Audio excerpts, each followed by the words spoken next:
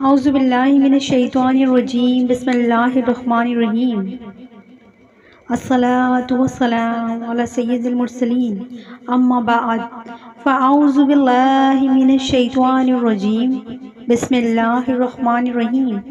السلام علیکم. Most welcome guys in my channel. I am your host نیہاناز. آج ہم پھر سے ایک بہترین ٹاپک کے ساتھ حاضر ہیں. جی ہاں، انشاءاللہ تعالی آج میں آپ کے سامنے نماز کا مکمل طریقہ بیان کروں گی.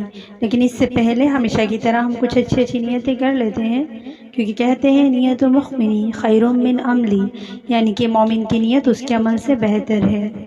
تو آئے ہم نیت کرتے ہیں کہ اللہ تعالیٰ کی رضا حاصل کرنے کے لیے اور ثواب کمانے کی غرض سے یہ بیان بنا رہے ہیں، دیکھ رہے ہیں یا سن رہے ہیں، اور انشاءاللہ تعالیٰ اس پہ عمل بھی کریں گے اور لوگوں کو بھی دین کی دعوت دیں گے. چلیں تو بڑھتے ہیں اپنے بیان کی طرف. بسم اللہ الرحمن الرحیم. پیارے پیارے اسلامی بہنوں، میں یہ نماز کا طریقہ اسلامی بہنوں کا بتا رہی ہوں.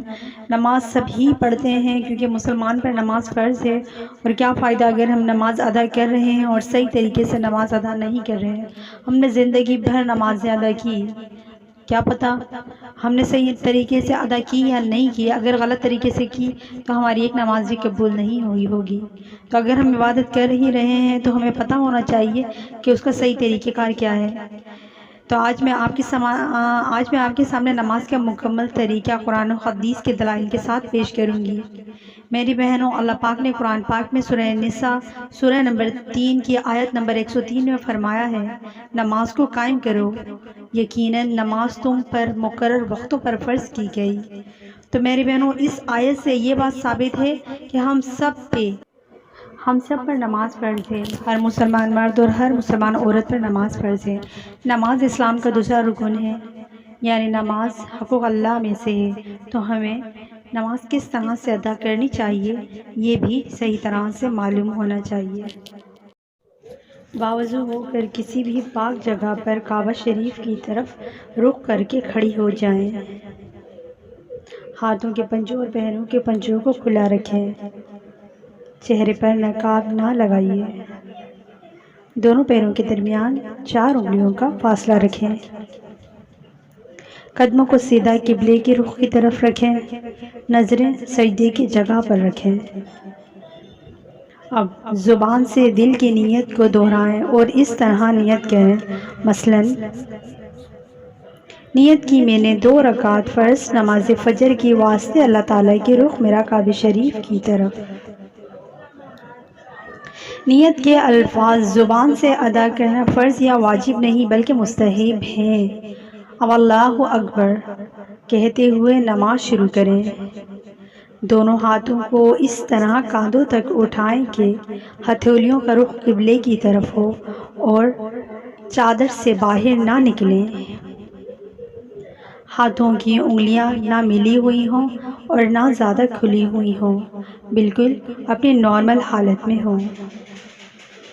ہاتھوں کو کانوں تک نہ اٹھائیے. اب دونوں ہاتھوں کے نیچے لائیں اور الٹی ہتھیلی سینے پر رکھیں اور اس کے اوپر سیدھی ہتھیلی رکھیے.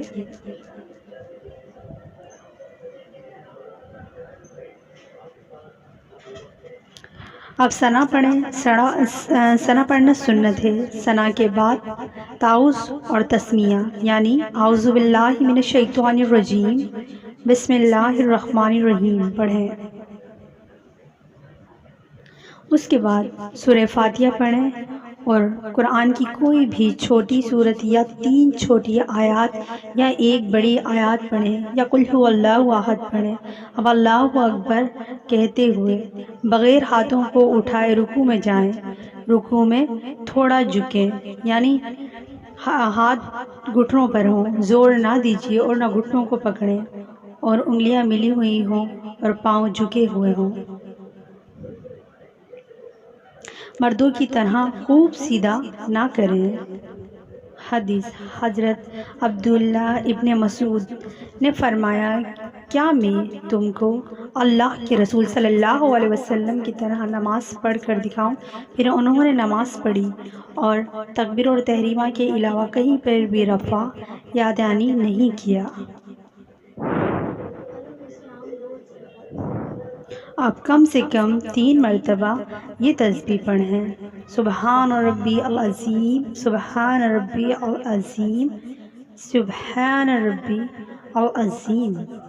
اب رکوع سے سر اٹھائیں اور بالکل سیدھی کھڑی ہو جائیں اور دونوں ہاتھوں کو نہ اٹھائیں اور کہیں سمیع اللہ لمن حمدہ ربنا لک الحمد۔ اب بغیر ہاتھوں کو اٹھائے اللہ اکبر کہتی ہوئی سجدے میں جائیں۔ سجدے میں جاتے وقت پہلے گھٹنوں کو زمین پر رکھیں، پھر ہاتھوں کو رکھیں۔ سجدے میں جاتے وقت پہلے ہاتھوں کو زمین پر نہیں رکھیں اور بعد میں گھٹنوں کو نہ رکھیں۔ حدیث کا مفہوم ہے کہ شرکا نے عاصم ابن کلوب کے والد سے روایت کیا کہ حضرت ولی ابن حجر نے فرمایا، کیا میں حضور نبی کریم صلی اللہ علیہ وسلم کو دیکھا جب سجدہ کرتے تو اپنے گھٹنوں کو ہاتھوں سے پہلے رکھتے اور جب اٹھتے تو ہاتھوں کو گھٹنوں سے پہلے اٹھا لیتے۔ ہاتھوں کے بعد پہلے ناک پھر پیشانی کو زمین پہ رکھیں۔ سجدہ سمیٹ کے کریں، یعنی بازو کروٹوں سے، پیٹ رانوں سے، رانے پنڈلیوں سے اور پنڈلیاں زمین سے ملا دیجیے اور دونوں پاؤں سیدھی طرف نکال دیجیے۔ اب کم سے کم 3 مرتبہ یہ تسبیح پڑھیں، سبحان ربی الاعلی، سبحان ربی الاعلی، سبحان ربی الاعلی۔ اب سجدے سے سر اٹھائیے، پہلے پیشانی کو اٹھائیے، پھر ناک کو، اور اب دونوں ہاتھوں کو، ہاتھ کی ہتھیلیوں کو اپنے رانوں پر رکھیں اور دونوں پاؤں سیدھی طرف نکال دیجیے اور الٹی سرین پر بیٹھیں۔ اب کم سے کم ایک تسبیح کی مقدار کے برابر بیٹھی رہیں اور اللہ اکبر کہتے ہوئے پہلے سجدے کی طرح ہی دوسرا سجدہ کریں۔ اب اللہ اکبر کہتے ہوئے سجدے سے سر اس طرح اٹھائیں کہ پہلے پیشانی، پھر ناک، اس کے بعد ہاتھوں کو اٹھائیے اور آخر میں گھٹنوں کو اٹھائیے، اور اب ہاتھوں کو گھٹنوں پر رکھ کر پنجوں کے بل دوسری رکعت کے لیے کھڑی ہو جائیے۔ اٹھتے وقت بغیر مجبوری زمین پر ہاتھ سے ٹیک نہیں لگائیے۔ حدیث کے مفہوم میں حضرت علی ابن ابی طالب سے روایت ہے، آپ نے فرمایا، فرض نماز میں سنت یہ ہے کہ دوسری رکعت کے لیے اٹھتے وقت زمین پر ہاتھ نہ ٹیکیں مگر یہ ایک معذور شخصیت ہو۔ اب دوسری رکعت کے لیے کھڑی ہو جائیں اور ویسے ہی پڑھیں جیسے پہلی رکعت پڑھی تھی، دوسری رکعت میں ثنا نہ پڑھیں، اور اب دوسری رکعت مکمل کریں جیسے پہلی رکعت ادا کی تھی، اور دونوں سجدوں کے بعد اس طرح بیٹھ جائیں کہ دونوں پاؤں سیدھی طرف نکلیں اور آپ الٹی سارن پر بیٹھیں۔ دوسری رکعت میں بیٹھنے کو قدعہ کہتے ہیں۔ جب قدعہ میں بیٹھیں تو دونوں ہاتھوں کے پنجوں کو رانوں پر رکھیں۔ اب پورا اتحیات پڑھیں اور جب اشہد ان لا الہ الا اللہ کہیں تو اپنی انگلیوں سے مٹھی بنا لیں اور کلمے کی انگلی سے اس طرح اشارہ کریں، اور جب اللہ پر پہنچیں تو کلمے کی انگلی کو گرا دیں اور اپنے ہاتھ کی بنی ہوئی مٹھی کو کھول کر اپنے ہاتھ کو رانوں پر رکھ لیں جیسے پہلے پوزیشن میں رکھا تھا، اور واشہد ان محمدًا عبدہ ورسولہ پڑھیں۔ شہادت کلمے کی انگلی کو اس طرح اوپر نیچے نہ کریں اور نہ اس طرح گول گول گھمائیے۔ انگلی کو حرکت دینا یا ہلاتے رہنا سنت نہیں۔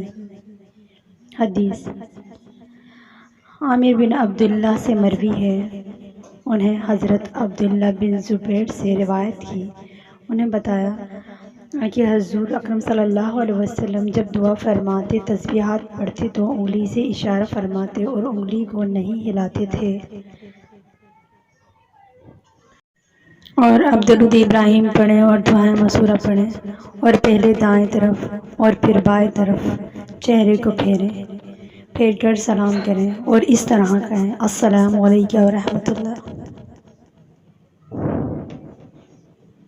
اور نماز کو مکمل کریں۔ اگر 4 رکعت کی نماز کی نیت کی ہو تو اتحیات پڑھ کر تیسری رکعت کے لیے کھڑی ہو جائیں۔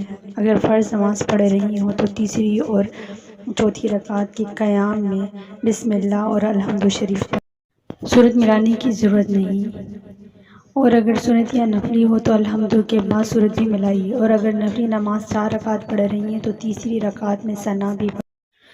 تو یہ نماز کا طریقہ جو ہے مکمل ختم ہوا۔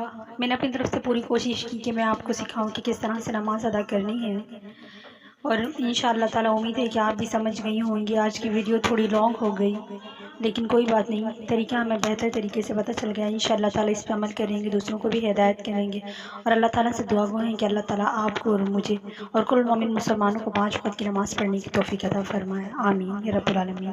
اپنی دعاؤں میں مجھے بھی یاد رکھیے گا، اپنا خیال رکھیے گا، اللہ حافظ۔